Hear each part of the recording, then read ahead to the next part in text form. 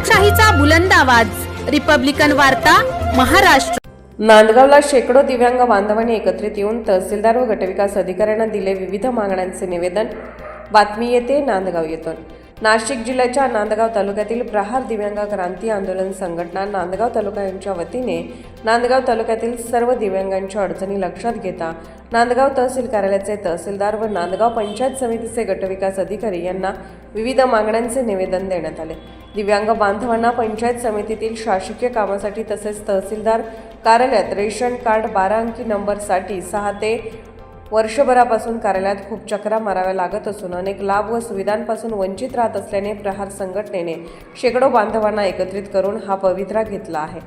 यावेळी शेकडो दिव्यांग बांधव उपस्थित होते। सदरच्या मागण्या दिव्यांगांच्या हितासाठी व लाभासाठी असल्याने आपण त्यांचा सहानुभूतीपूर्वक विचार करून दिव्यांगांना सहकार्य करावे असे निवेदनाद्वारे मागणी करण्यात आली। सर्व दिव्यांग बांधवांचे लक्ष लागून असल्याने प्रशासन व शासन दिव्यांगांच्या मागण्या पूर्ण करतात की नाही याकडे दिव्यांगांचे लक्ष लागून आहे। रिपब्लिकन वार्ता महाराष्ट्र न्यूजसाठी नांदगाव प्रतिनिधी मुक्ताराम बागुल, नाशिक।